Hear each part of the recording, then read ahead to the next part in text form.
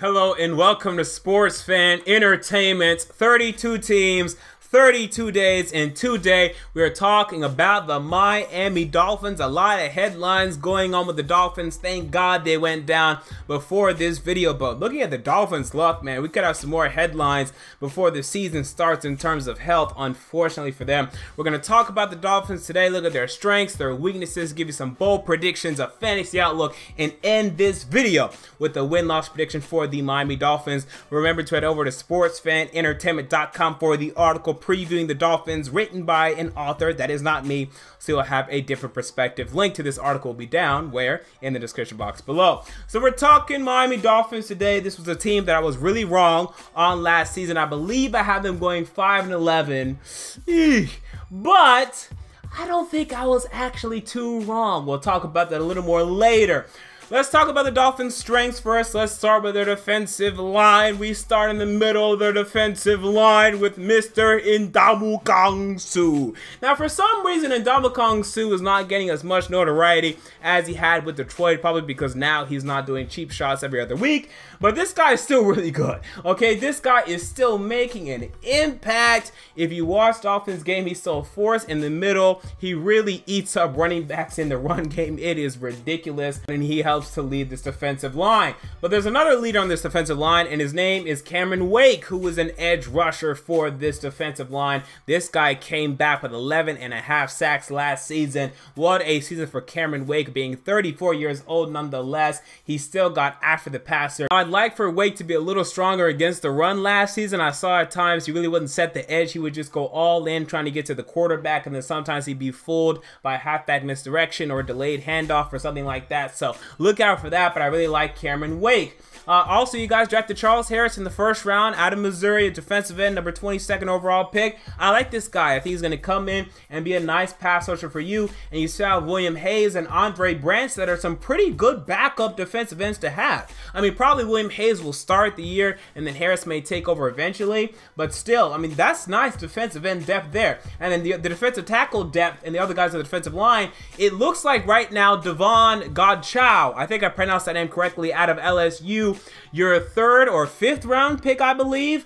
This guy's going to come in and start. It looks like at nose tackle as Jordan Phillips continues to underwhelm a bit next to Ndamukong Suh in training camp. We'll see about how that situation resolves itself. But maybe it's just because Devon Godchow has been making impact. I mean, I remember this guy back at LSU. Sometimes he looked pretty good to me. I didn't do a full scouting report on this guy, but at times I watched LSU and he would make an impact. So this is an intriguing defensive lineman next to Ndamukong Suh. Look at the other strengths for this football team. Let's go to the wide receivers for this football team. Let's start with Jarvis Landry, who is currently seeking an extension, but it doesn't look like he's going to get it. But regardless, this guy's made an impact for the Miami Dolphins for years now. Back-to-back 1,100-plus yard seasons. Great by Jarvis Landry. How about Devontae Parker? Now, last year, I was expecting a huge year from Parker. Over 1,000 yards and maybe even leading the pack for the Dolphins. He didn't do this. Perhaps I was 1 year too early on this guy. We'll see this upcoming season because, man, I love this guy coming out of Louisville. He hasn't quite lived up to his potential quite yet. He's not bust, but he's not been as good as I know he can be. I mean, he can be a 1,000-yard-plus wide receiver in the NFL. Hopefully this season he ascends to that level. How about Kenny Stills, whom you acquired from the New Orleans Saints, man? This guy really did well last year as a deep threat for Ryan Tannehill. There were times that he made game-changing plays late in the 4th quarter. I like him. Now, beyond these guys, you also have some interesting young names, some guys taken in the middle to the end of the drafts in the past couple years. How about Leonte Carew, who you took last year out of Rutgers? Jakeem Grant, who you took last year as well. This year you took Isaiah Ford. I expect one of these guys to step up and end up being a nice number 4 wide receiver for this team. So I like the wide receivers for the Miami Dolphins. We look at the running back in Miami in Jay Ajayi. I couldn't say running backs, but I could say running back. I really like Jay Ajayi. Now, he is a bit offensive line dependent, as is almost every running back in the NFL. But man, when this guy is on fire, woo, boy, is he on fire. He can run for over 200 yards in any given game. That is crazy. But then at times when Mike Pouncey is out, then you see his production really fall. Jermon Bushrod, when he missed a couple games last year, his production fell as well. So it sometimes depends on what is in front of him, but at least you know that, hey, when we get a good offensive line in front of him, this guy is going to make an impact for us. Yay, we like to know that. So Jay Ajayi, definitely a strength for the football team.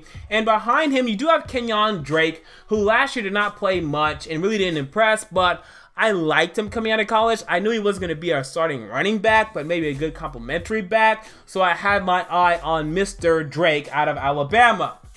We look at the weaknesses, though, for this football team, and we have to look at the quarterback position. Okay, now, you got Jay Cutler, and honestly, I didn't hate the move like everyone else hated the move. I personally would not have done it, though. I would have just started Matt Moore.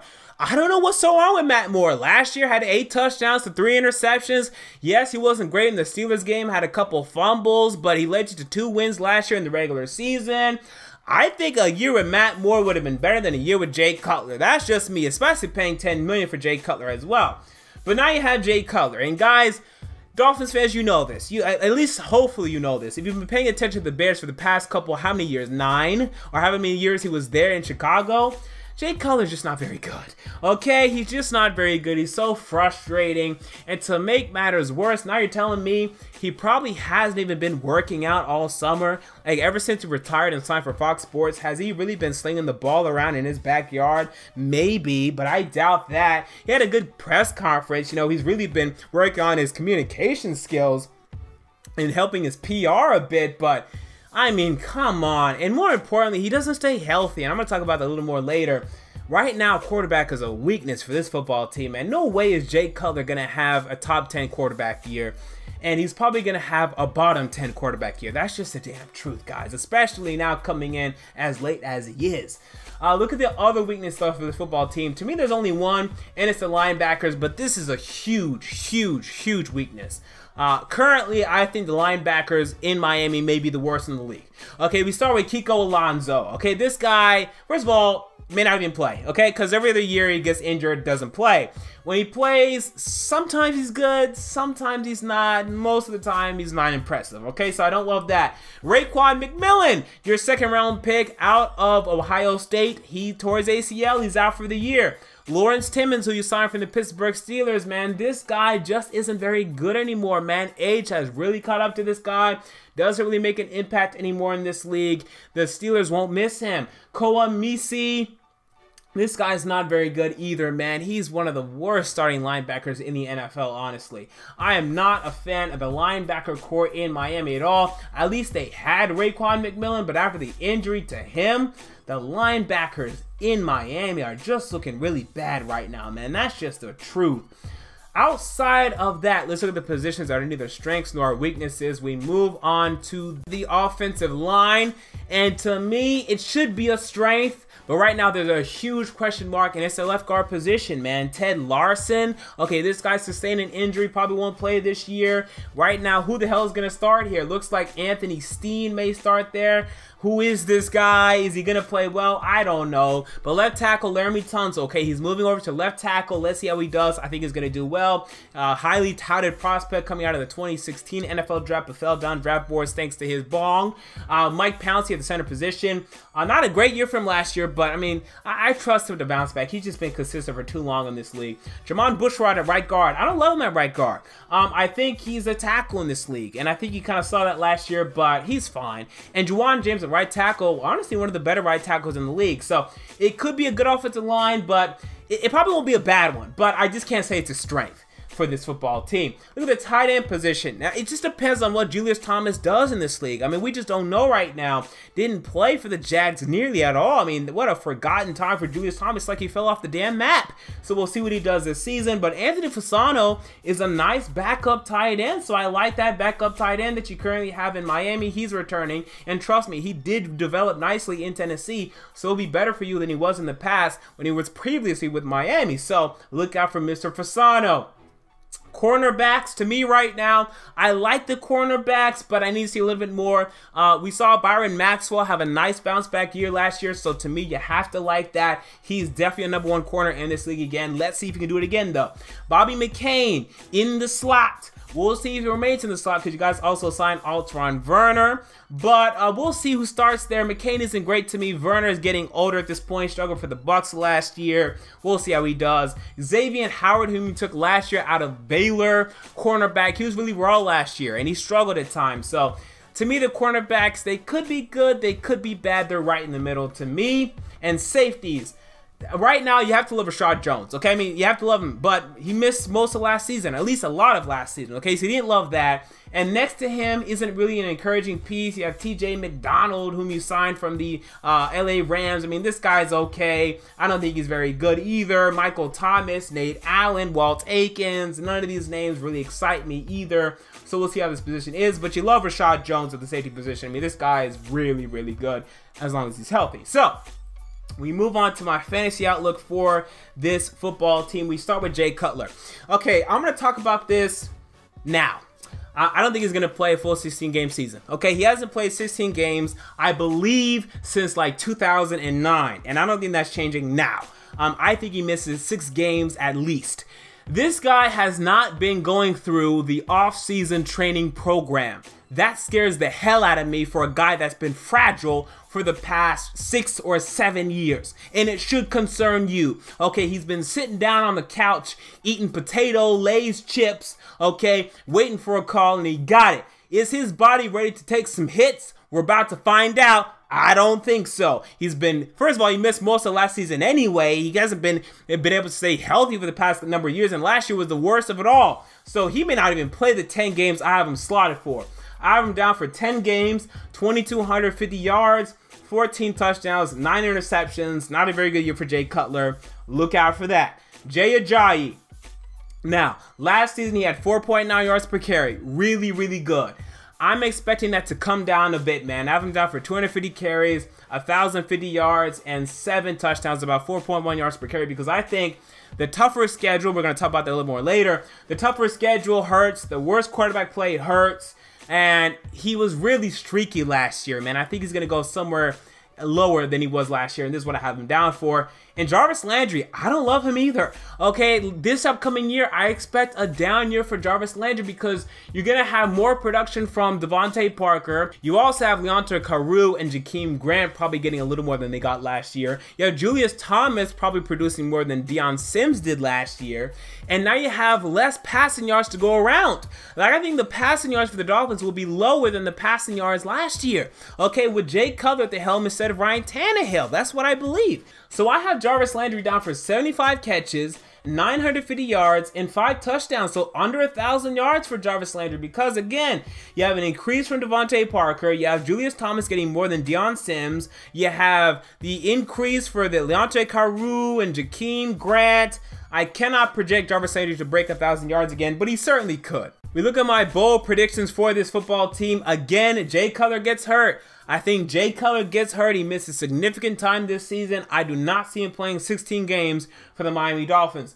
Bold prediction number 2, the Dolphins don't resign Jarvis Landry after this year. Okay, he's currently going through some domestic violence situations, some investigations there. Don't love that. I'm having a bit of a down year. Devontae Parker, I expect to step up this year. I think they're going to move on from Jarvis Landry, man. Look out for that. And bold prediction number 3, Julius Thomas has a bit of a resurgence. Now, I don't think he's going to be a 800, 900 yard tight end, but I can see him getting about 500 receiving yards and being good for this Dolphins team. Now, we look at the schedule for the Miami Dolphins, and it's tough. Okay, you guys go up against the AFC East because you guys are in the AFC East. Now, last year you guys swept the Bills and the Jets. Okay, I think you'll sweep the Jets again, but will you sweep the Bills again? I mean, to me, I just can't buy that, man. I just can't predict that. The games last year were really close. I think it's a split with Buffalo this year, and you guys will lose both games to the Patriots because, man, they're just too good. And ain't no way in hell Jay Cutler's beating Bill Belichick and Tom Brady. Let's just call it what it is, guys. Come on. So it's 3-3 against the AFC East. Okay, look at the other divisions. You guys also go up against the NFC South, one of the tougher divisions in this league. I'm projecting this upcoming year. Now you guys host the Bucs and host the Saints. Okay, so to me, these are the easier teams to face. I guess the Saints definitely, the Bucs not so much. To me though, are these wins? I mean, I'm not sure if these are wins, man. I have these down as L's right now. You could beat New Orleans. I'll look out for that, but I have these down as L's, and then you guys go to Atlanta, and you also go to Carolina. I think those are L's. They're just better than you to me. I know you guys were better than the Panthers last year, but come on, they're going to bounce back this upcoming year. I think those are L's. You guys also go up against the AFC West. You go to LA in week 2. Don't love that. That's an L to me. You guys also go to Kansas City in week 16. Don't love that. That's an L to me. You host the Raiders in week 9. You guys also host the Broncos. I think you could beat the Broncos, but probably not the Raiders. Maybe you'll beat the Raiders, but then you probably won't beat the Broncos too. Probably, right? The safest thing to project in this division is 1-3 as well. Schedule not looking too good. You guys also go up against the teams that finished concurrently with you in the AFC. Okay, so this means that you guys go up against the Tennessee Titans in week 5. They killed y'all last year in Miami. Why should we expect something different this upcoming year, man? Why? And you guys also go up against the team that finished second in the AFC North in the Baltimore Ravens, whom you traveled to in week 8. I don't like y'all's chances there either. The Ravens killed y'all last year. That's a problem to me. So I didn't count many wins right there. Now let me just say why. Okay, let me tell you why I'm not high on this team at all this upcoming year. So I'm not very high on the Miami Dolphins this year, and it's because, man, there are a lot of red flags from last year that tell me last year was kind of a fraud. Okay, number one, y'all had a negative point differential. For a 10-6 team, y'all allowed 17 more points than you scored. Huge red flag. For any winning team to have a negative point differential is a huge red flag. Then we look at the schedule from last year. Who did you beat? You beat one good team in the Pittsburgh Steelers in week 6. That was a great victory. Other than that, you didn't beat crap. Okay, you beat the Browns in overtime. They were 1-15. You beat the Bills by 3 points in week 7. They were 7-9. You beat the New York Jets in week 9 by 4 points. They were 5-11. You beat the San Diego Chargers by 7 points. They were 5-11. You beat the LA Rams by 4 points, and you had to come back from down 10-0 to do it. They were 4-12. You beat the 2-14 San Francisco 49ers. That's not very impressive, and you only beat them by 7 as well. You guys beat the 7-9 Arizona Cardinals, and that game could have went either way. You guys also beat the Jets again. You guys also beat the Bills again. Not very impressive. And then there were performances against mediocre teams where y'all were not good at all. Y'all really got your ass kicked by the Cincinnati Bengals on Thursday Night Football. I remember that game. That game was bad. You guys really weren't competitive against the Tennessee Titans in week 5. And you guys really got your ass kicked against the Baltimore Ravens in week 13, 38-6. The worst loss of the season to an 8-8 team. This is concerning. When I only see one winning team that you beat last year, hell, not even a winning team, one team that finished better than 8-8, or finished better than 7-9, I should say. You only beat one team that finished better than 7-9 last season. Huge red flag. You had a negative point differential last year. Huge red flag. The schedule got harder this upcoming year. Problematic. This is the stereotypical regression candidate, where last year they had an easy schedule and then time catches up to them. And last year I saw these same signs from the New York Jets, who went 10-6 the year prior. Now they missed the playoffs and the Dolphins made it, but what I saw from them was they beat a lot of bad teams and we bought into them and we shouldn't have, and they hella regressed. And this is what I'm seeing from the Miami Dolphins. And then there's one more huge flag for the Miami Dolphins. Last year, they only had the 24th ranked offense and the 29th ranked defense. And they won 10 games? Huge red flag. This is a regression candidate, folks. Best case scenario, 8-8. And I know this is shocking for a team that won 10 games last year, but again, the schedule is so much harder, and all of these red flags from last year are blinking. Okay, worst case scenario to me could be 4-12, man. I mean, it could only be 4-12. They really struggle and they just can't win games. And my prediction is 6-10. And honestly, I was a bit generous because I really wanted to say 5-11 again. Again, I understand I was wrong last year, but your schedule really worked out in your favor. You faced the Browns and the 49ers, and you guys faced the underwhelming NFC West with the Arizona Cardinals as well. You guys went up against the Bills and the Jets, and you'll do it again this year. But man, last year was just a fraud for the Miami Dolphins. That's what all these signs told me. To me, it's a 6-10 year for the Miami Dolphins. So there you go. Those are my thoughts, Dolphin fans. I'm sorry. This is what I honestly see. Tell me what you think down in the comment section below. Make sure to like, comment, and subscribe if you enjoyed the video. Head over to sportsfanentertainment.com for the article previewing the Dolphins from an author that is not me, so you have a different perspective on that. Check out SFE's social media links down in the description box below. And until next time, I'm out. See you all later.